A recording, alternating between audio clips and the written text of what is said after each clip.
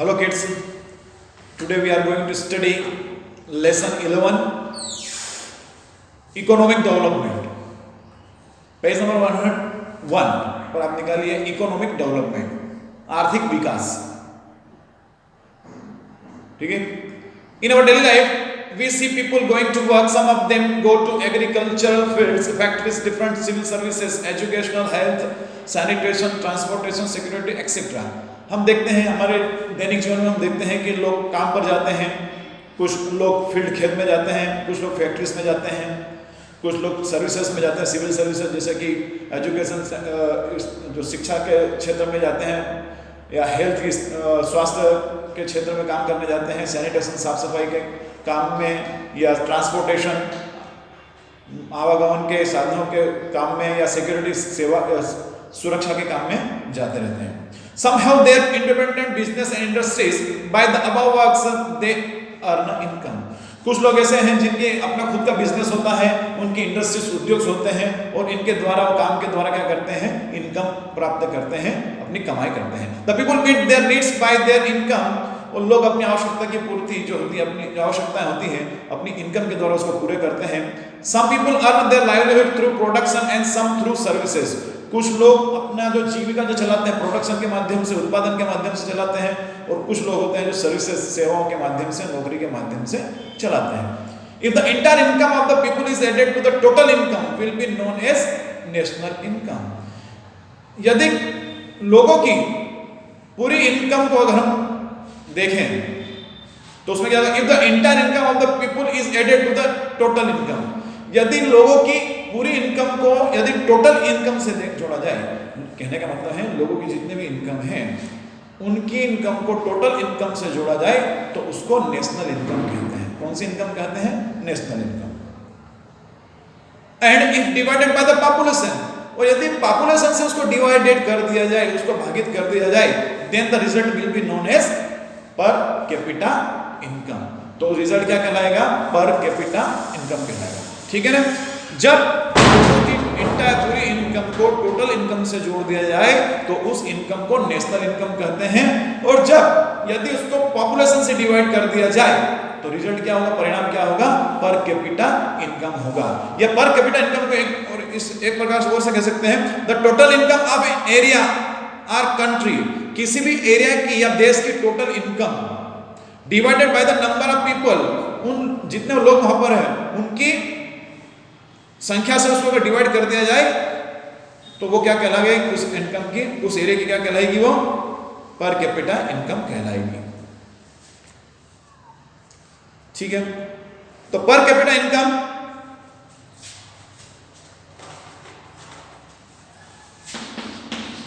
पर capita income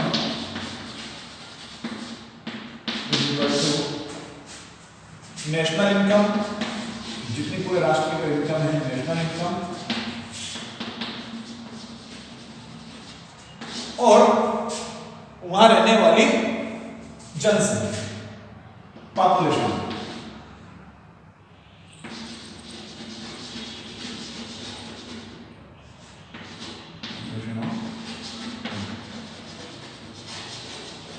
सरल शब्दों में कहें तो पर कैपिटा इनकम किसको बोलेंगे? जो टोटल जो नेशनल इनकम है, राष्ट्रीय आय जो है, उसको अगर हम वहां की जनसंख्या के द्वारा, उस देश की जनसंख्या के द्वारा डिवाइड कर दें तो जो इनकम आएगी वो पर कैपिटा इनकम कहलाएगी. ठीक है. On the basis of national income, on the basis of this national income or per capita income, India, Pakistan, China, Nepal have been declared developing countries, and the US, Japan, Singapore and Britain are known as developed countries. अब देखिए, और राष्ट्र की किसी भी देश की national income के आधार पर या पर कैपिटा इनकम के आधार पर अगर हम देखें तो इंडिया, पाकिस्तान, चाइना और नेपाल, इनको डेवलपिंग कंट्रीज घोषित किया गया. यानी कि ये क्या हो रहा है, इनका विकसित देश, मतलब विकास हो रहा है इनका. ठीक है. और यूएसए यानी कि अमेरिका, जापान, सिंगापुर, ब्रिटेन, ये सभी क्या कहला रहे हैं? डेवलप्ड कंट्रीज कहला रहे हैं. ये है ना, ये क्या एकदम देखो सॉरी है ना, डेवलपिंग कंट्री यानी विकासशील देश, विकासशील यानी कि जो विकास कर रहे हैं. ठीक है. और डेवलप्ड कंट्रीज यानी कि जो विकसित हो चुके हैं, जिनका विकास हो चुका है, विकसित. तो डेवलपिंग कंट्रीज कौन है? India, Pakistan, China, Nepal. और डेवलप्ड कंट्रीज कौन है? यूएसए, ब्रिटेन, सिंगापुर, ये सभी डेवलप्ड कंट्रीज हैं। ठीक है। The focus is mostly on the necessities like food, clothes, house, health and education in the developing Nations. अब देखिए ज्यादा से ज्यादा फोकस किस पे हो रहा है देश में? किसी पे फूड पे हो रहा है, भोजन पे, क्लोथ्स कपड़ों पर, घर पर, हेल्थ स्वास्थ्य पर, एजुकेशन शिक्षा पर जोर दिया जा रहा है। कहां पर? डेवलपिंग नेशंस में। Before 1947, India was under the British rule. The British plundered our country's wealth recklessly. 1947 के पहले भारत गुलाम था। भारत किसके अधीन था? अंग्रेजों के अधीन था। और अंग्रेजों ने क्या किया मालूम आपको? भारत देश को लूटा उन्होंने। भारत की जो वेल्थ थी, संपत्ति जो थी, संपदा जो थी, भारत को सोने की चिड़िया कहा जाता है, उन्होंने भारत को लूट लिया, बेतहाशा उनको लूटा। Their rule gave us several jolt to the domestic economy of India. अब उनके लूटने से, देश को लूटने से क्या हुआ? देश की जो आर्थिक स्थिति जो थी उसको बहुत बड़ा झटका लगा। ठीक है। The policy of British was to use India as a vast source of raw material. अब देखिए अंग्रेजों की क्या पॉलिसी थी कि भारत को रॉ मटेरियल के रूप में इस्तेमाल किया जाए उनको, and market for their finished goods, और वहां से क्या करें? वो तैयार माल प्राप्त करें। ठीक है। The policy of British was to use India as a vast source of raw material. अंग्रेजों की पॉलिसी थी, अंग्रेजों की नीति थी कि भारत को वो रॉ मटेरियल के सोर्स के रूप में इस्तेमाल करें। ठीक है। They did not encourage Indian industries. अंग्रेजों ने भारत की जो इस इंडस्ट्रीज जो थी, भारत के जो उद्योग थे, उनको एनकरेज नहीं किया, उनको प्रोत्साहित नहीं किया कि भाई वो आगे बढ़े। They could get the raw material from India at a reasonable price and sell their goods in India at much higher rate. अब देखो अंग्रेज क्या करते थे? भारत से ही कम प्राइस में क्या करते थे? माल खरीदते थे और क्या करते थे? ज्यादा दामों में भारत को, भारत को ही बेच देते थे। भारत से ही खरीदते थे और भारत को ही बेच देते थे। As a result of such policies, India became very poor. और इससे क्या हुआ? भारत बहुत ही गरीब हो गया। Independent India was burdened with a backward economic as an inheritance. अब देखिए इससे क्या हुआ कि जो इंडिपेंडेंट इंडिया जो था, स्वतंत्र भारत था, वो क्या हुआ? पिछड़ी एक आर्थिक स्थिति के बोझ तले वो दब गया। India is mainly an agricultural country. Bharat एक कृषि प्रधान देश है। प्रेजेंट 60% ऑफ पॉपुलेशन, अब तो लगभग अपन 70 मान लो, present 60 to 70% population is engaged in agriculture. 60 से 70% के आसपास जो पॉपुलेशन है देश की वो कृषि में लगी हुई है, खेती में लगी हुई है। Hence it is essential to know the agricultural development. अब भारत की ज्यादा से ज्यादा जो जनसंख्या पॉपुलेशन है वो खेती में से जुड़ी हुई है, इसलिए एग्रीकल्चरल डेवलपमेंट, कृषि विकास कितना हुआ है ये जानना भी जरूरी है।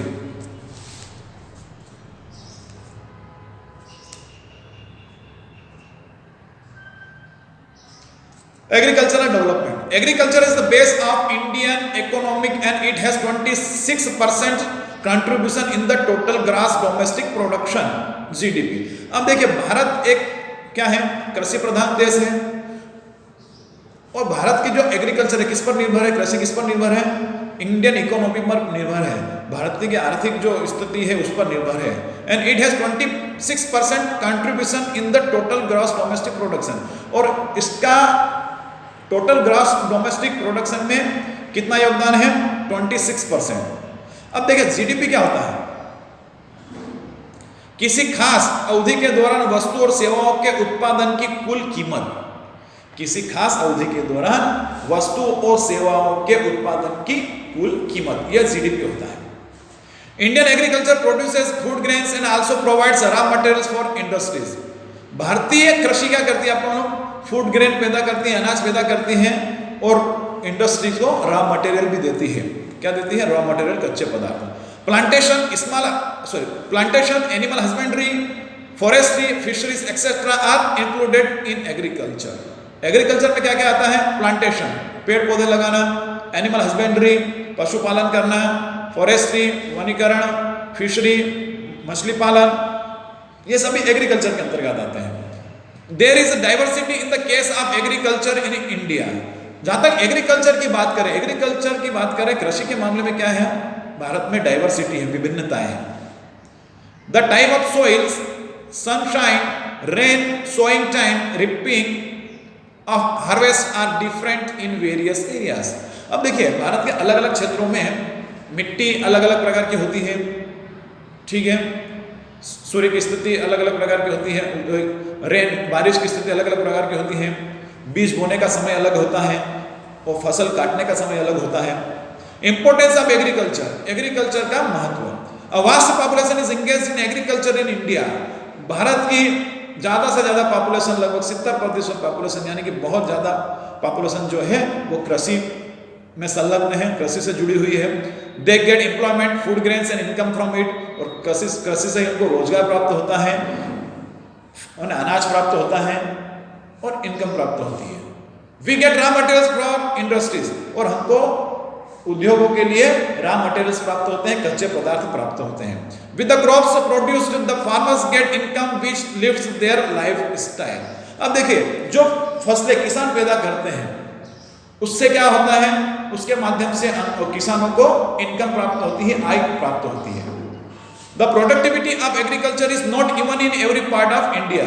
और जहां तक कृषि की जो उत्पादन की हम बात करें, प्रोडक्टिविटी की बात करें, तो इंडिया में हर जगह एक जैसी नहीं है। Even today our agriculture solely depends on monsoon. आज भी हमारी एग्रीकल्चर जो है, कृषि जो है, किस पर निर्भर है, मानसून पर निर्भर है। किस पर निर्भर है, मानसून पर। Due to natural differences like nature of land, climate, irrigation facilities, the farmers opt for different agriculture. The few types of agriculture are.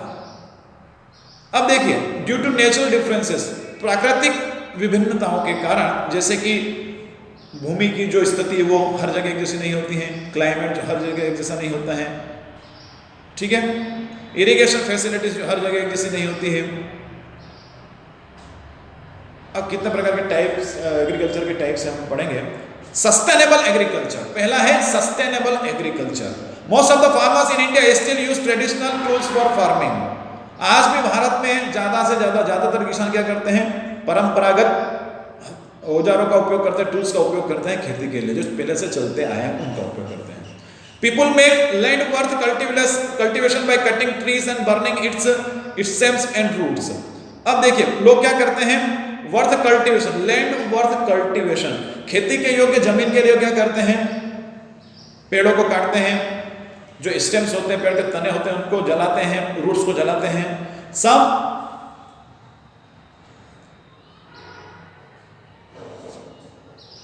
However, this type of some coarse grains like dry maize, millets, etc. is sown in this land. और इस जमीन में मक्का, बाजरा ये भी बोए जाते हैं। However, this type of farming has been discouraged as forest was adversely affected and production was also very less. देखिए, कृषि योग्य भूमि बनाने के लिए क्या करते थे, तनों को जलाते थे, रूट्स को जलाते थे, है ना। तो जिससे क्या होता था कि खेती के लिए, मतलब जमीन के लिए अच्छा नहीं था, वो चीज अच्छी नहीं मानी जाती थी, उससे क्या होता, खराब प्रभाव पड़ता था। इसलिए इस प्रकार की खेती को, कौन सी सस्टेनेबल एग्रीकल्चर को क्या किया गया, सॉरी यार अपन नीचे पहुंच गया ना, अपन नीचे चले। सस्टेनेबल एग्रीकल्चर अगर देखें, most of the farmers in India still use traditional tools for farming. Traditional tools का उपयोग करते हैं।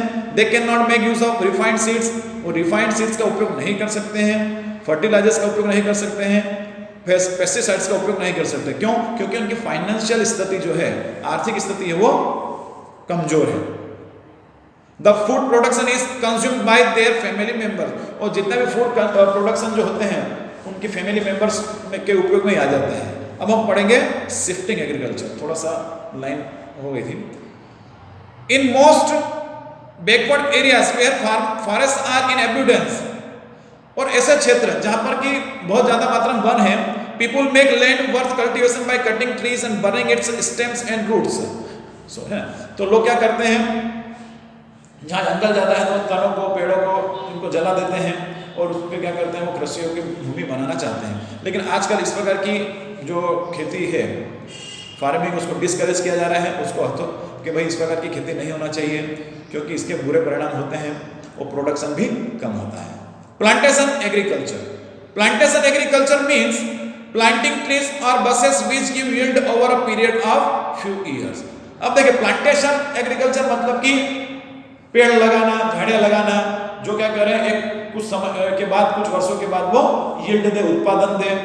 दे require efficient and scientific methods of cultivation, और उनके लिए कैसी मेथड की जरूरत होती है, कैसी विधि की जरूरत होती है खेती के लिए? एफिशिएंट यानी कि कुशल, और साइंटिफिक वैज्ञानिक मेथड्स की जरूरत होती है, वैज्ञानिक विधियों की जरूरत होती है जिससे वो कल्टीवेशन कर सके, खेती कर सके। But cheap local labor and worldwide marketing facilities. Plantation is thus a large unit producing in a single crop on a scale that resembles factories production etc. तो प्लांटेशन एग्रीकल्चर से मतलब है कि पेड़ पौधे लगाना, जो कि कुछ समय बाद क्या करते हैं? यील्ड देते हैं, उत्पादन देते हैं।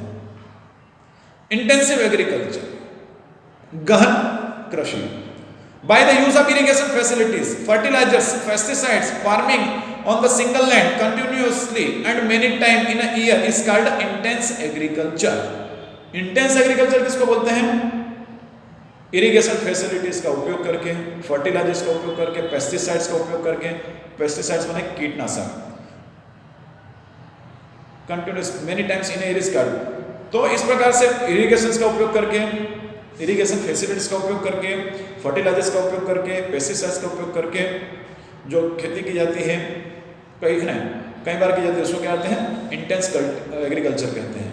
In this type of farming on a small land more production and income is derived from a small land bye agriculture. और इस टाइप की जो फार्मिंग होती है उससे क्या होता है?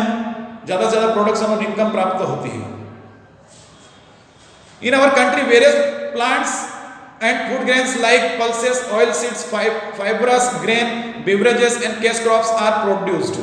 हमारे देश में कई प्रकार की प्लांट्स और फ्रूट ग्रेन्स, कई प्रकार के पौधे और फ्रूट ग्रेन्स, अनाज जैसे कि पल्सेस दाल, ऑयल सीड्स, फाइब्रस ग्रेन्स रेशेदार जो ग्रेन्स होते हैं वो, बिवरेज पेय पदार्थ और सच क्रॉप्स, इनका उत्पादन होता है।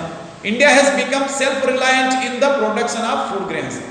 और अनाज के मामले में भारत सेल्फ रिलायंट हो गया है ना, खुद ही वो काम कर लेता है। सेल्फ दिस मतलब कि वो फूड ग्रेन्स के लिए अपने खुद के ऊपर ही वो निर्भर है, किसी दूसरे के ऊपर निर्भर नहीं है। This self dependence is all due to plantation intensive agriculture, use of latest tools, high yielding variety seeds, manure, fertilizers and pesticides. अब देखिए फूड ग्रेन्स के लिए खुद पे निर्भरता है, और ये निर्भरता क्यों है? क्योंकि प्लांटेशन के कारण, इंटेंसिव एग्रीकल्चर के कारण, लेटेस्ट जो टूल्स का उपयोग कर रहे हैं उनके कारण, है ना, अच्छी उत्पादन देने वाले सीड्स का उपयोग करने के कारण, मैन्योर खाद के कारण, फर्टिलाइजर्स उर्वरकों के कारण, पेस्टिसाइड्स कीटनाशकों के कारण, इन सब के कारण क्या हो रहा है? सेल्फ डिपेंडेंसी आ गई है, यानी कि हमारे पास ये सुविधा उपलब्ध है जिससे हम दूसरे पर निर्भर नहीं है। Today we are second to China in production of rice and wheat. जहां तक गेहूं और चावल के प्रोडक्शन की बात करें, हम सेकंड नंबर पे हैं, चाइना के बाद हमारा नंबर है। खरीफ क्रॉप्स, अब खरीफ क्रॉप्स देखिए, this crop is sown in the month of June July. जून और जुलाई में इसको बोया जाता है and harvesting is done in September October, और सितंबर अक्टूबर में फसल को काट लिया जाता है। जून जुलाई में बोया जाता है और सितंबर अक्टूबर में काट लिया जाता है। कौन है ना, ठीक है। राइस यानी कि चावल, मेज, मक्का, मिलेट, बाजरा, कॉटन, ये सभी खरीफ क्रॉप्स हैं। कौन सी क्रॉप्स हैं? खरीफ क्रॉप्स हैं। Rabi crops, this crop is sown in the month of October November. अक्टूबर नवंबर इनको बोया जाता है and harvesting is done in March April, और मार्च अप्रैल में इनको काट लिया जाता है। जैसे कि व्हीट गेहूं, बार्ले, ज्वार, ग्रेन, चना, मस्टर्ड, सरसों एंड ऑयल सीड्स, ये सभी रबी क्रॉप्स हैं। कैश क्रॉप्स की अगर बात करें, the crops used as raw material in industries is called cash crops. जो क्रॉप्स जिसको रॉ मटेरियल के रूप में इंडस्ट्रीज में उद्योगों में उपयोग किया जाता है उसको कैश क्रॉप्स कहते हैं। कैश क्रॉप्स कौन कौन सी है? सोयाबीन, कॉटन, ग्राउंडनट मतलब मूंगफली, टी, चाय, कॉफी, जूट, पटसन, ऑयल सीड्स, ये सभी कैश क्रॉप्स हैं। With self-dependence on food grains and export of agriculture production, foreign currency is earned which increases national income। अब देखिए सेल्फ डिपेंडेंसी है काई में, फूड ग्रेन्स में, है ना, और export of agriculture production foreign currency is earn, और हमारे जो एग्रीकल्चरल प्रोडक्शन है उनको एक्सपोर्ट किया जा रहा है, दूसरे देशों में भेजा जा रहा है, जिससे क्या हो रहा है? फॉरेन करेंसी प्राप्त करते हैं, भारत विदेश मुद्रा प्राप्त करते हैं, जिससे क्या होता है? हमारे राष्ट्र की इनकम बढ़ जाती है।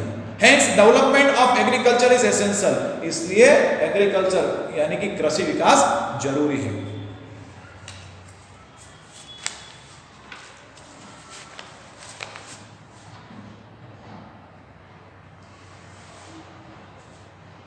इंडस्ट्रियल डेवलपमेंट,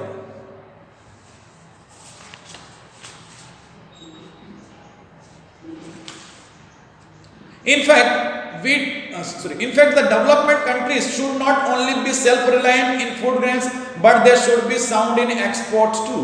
अब देखिए इंडस्ट्रियल डेवलपमेंट की अगर हम बात करें, औद्योगिकरण की विकास की बात करें हम, तो क्या केवल हमको सेल्फ रिलायंट ही नहीं होना है फूड ग्रेन्स में, हमको क्या होना चाहिए? साथ ही साथ हमको एक्सपोर्ट करने में भी क्या होना चाहिए?